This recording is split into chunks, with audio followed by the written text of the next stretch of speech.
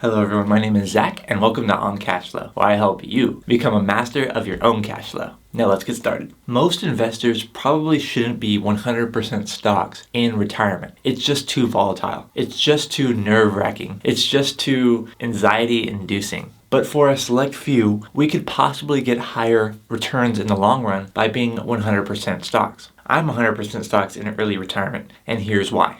First off, probably one of the biggest reasons is that I am not living a traditional financial independence style. I am living more of a Barista F.I.R.E, or what I personally like to call self-employed F.I.R.E, where this basically means that I am taking in, I'm still earning a little bit of extra income, and therefore my initial withdrawal rate was not 4% of my investments or higher than that. So my initial withdrawal rate based on my starting portfolio for this year was less than 4%. That's because I am able to supplement that with additional income that I earn. So in like a Barista F.I.R.E type plan, if you have enough assets built up where you don't have to use 4% and you can use maybe 3% or maybe 2%, then that means that you're most likely going to have a longer chance of not running out of money, even if you're 100% in stocks, even if there is a lot more volatility in your portfolio. Big reason number 2 is my higher risk tolerance. So I believe that I have a higher risk tolerance when it comes to investing in the stock market, mainly because I have learned so much about stock market history, and therefore I understand why it is so volatile. I understand why the stock market goes up over time, but I also understand why the stock market can drastically go down in a short amount of time. And so I think that all of this knowledge that I have gained, I think that has led me to have a higher risk tolerance, because the more you understand, the less scary things become. And one of the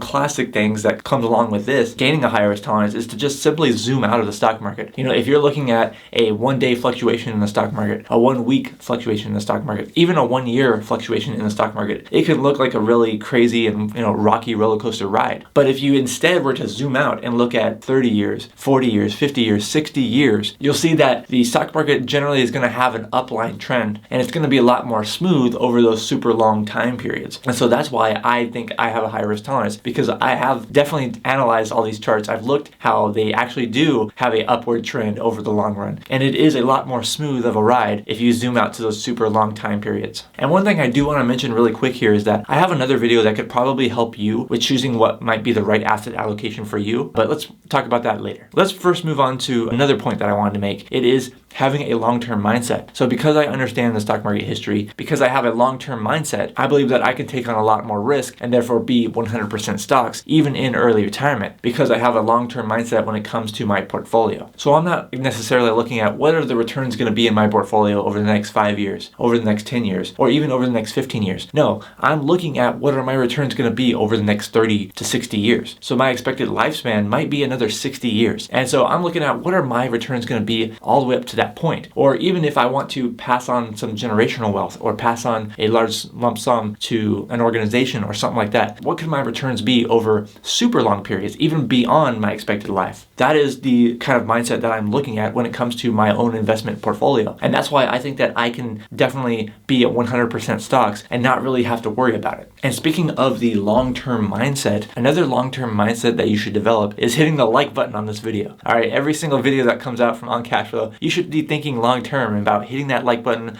before you even click on the video. I know that's not possible, but if it was possible, you should do it. Go ahead and hit this like button if you're enjoying this video so far. We got a little bit more to talk about, and so let's get into it. All right, so I think that in order to understand why I'm 100% stocks in early retirement, it might actually help to know how I became 100% stocks in early retirement. So believe it or not, I wasn't actually 100% stocks forever. I did at one point invest in bonds in my portfolio to kind of smooth out that ride, to have a more conservative asset allocation. How I came to be 100% stocks is actually something that wasn't pre-planned. So back in March of 2020, maybe you remember that time, in March of 2020, the stock market, I think, hit a bottom of around negative 30 or 35%. And I took advantage of that by reallocating my bond portfolio, whatever I had in bonds, into those stocks. I don't think that anything fundamentally changed with the stock market. I didn't think that the long-term fundamentals of the stock market changed just because of that certain time period, that very brief time period. And so in March of 2020, I reallocated whatever was 20% of my portfolio that was invested in bonds, and I reallocated into stocks and became 100% stocks. But this wasn't the plan all along. I didn't plan on necessarily reallocating all the way from bonds to stocks. For a long time, I was thinking about, why am I investing in these bonds? They're not returning me anything. They're not going to return me a significant amount over the long run. I understand why I have them in my portfolio to smooth the ride, but I still didn't think I necessarily needed that. But I didn't make that, decision because I don't like to make large decisions when it comes to my portfolio, without thinking them through. So I was literally thinking this through for a couple of years before this actually happened. But then I took advantage of the situation and reallocated all my bonds into stocks. And I got a 30 to 35% discount because I did that. And if you kept up with stock market prices since then, they literally recovered, I think, 1 or 2 months later, and the stock market has gone way above that. And so I've definitely gained a lot of benefits from that one decision of reallocating to 100% stocks. But previously to that, I already had planned on reallocating to 100% stocks, but I just didn't know when I was going to do it because I didn't want to make such a drastic change all at once. But it did end up working out for me. And so I think that definitely contributed to me being 100% stocks today. Now, I want to know from you in the comments below, what do you think about being 100% stocks in retirement, and specifically early retirement? Do you think that age matters when it comes to your asset allocation? Do you think that someone, even if they're retiring early, let's say in their 40s, do you think that it matters what their asset allocation is, like being 100% stocks versus someone who retires in a more traditional age? Please let me know in the comments below. I'm curious to know what you think. The next thing I want to talk about is how I am safeguarding my retirement, even though I'm 100% stocks. So being 100% stocks, my portfolio is going to be a little bit more volatile than a portfolio that consists of both stocks and bonds. So in order to kind of protect myself from major market downturns, I have to put some safeguards in place so I don't wipe out a large portion of my portfolio if there is a continued market downturn. First and foremost, I think one of the most important things is to be flexible with your budget, being able to adjust your budget based on what your investments are doing. So if you're living partially or fully off of your investments, being able to reduce your spending when there's a market downturn is something that is super important. That's going to make a very big difference over the long run if you're able to do that every time the market takes a significant dip. And the best way I think to approach this is by getting your fixed expenses to be very, very low. A good general rule of thumb I like to say is to get your fixed expenses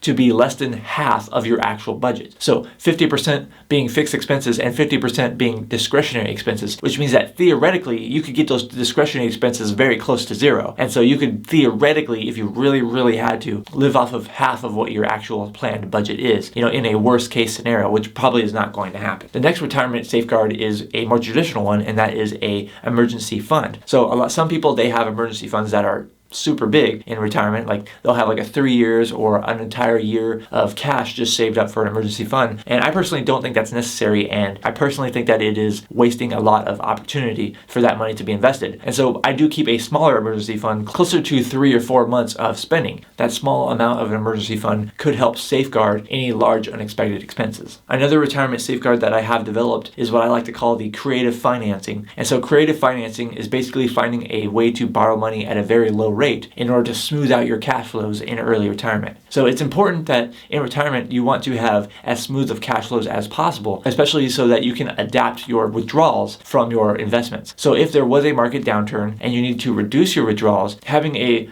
more even cash flow, a more even amount of expenses is going to be more helpful to you. You could possibly borrow at 0% if you get a credit card with a 0% APR for, let's say, 12 to 15 months. You could put a large expense on that credit card and smooth out the time that you pay that credit card over, let's say, 12 months. That's going to help you figure out your budget better than if you had to pay a large expense all at once. And then, of course, you need to have a willingness to earn money. Just because you're financially independent, just because you are retired early, doesn't mean that you can never earn another penny again. If you're willing to earn money, if you're willing to go back to work, just maybe temporarily or for something that you enjoy doing just to make a little bit of extra income, then it can definitely save your investment portfolio. It can definitely help you if there's a downturn. It can help you if you just want to grow it even more. That can definitely help if you are 100% stocks in early retirement. Your asset allocation, it might not be 100% stocks. It might not be 100% stocks now. It might not be right for you. It might not be right for you in retirement. But in order to help point you in the right direction, I did create another video that talks about how you can choose your asset allocation. And there's a really cool tool on there that I want you to check out. So if you haven't checked out that video, definitely make sure you check out that video. It's going to pop up right next to me. Thank you so much for watching this video. I'm Zach from OnCashflow.com, and I hope to see you next time.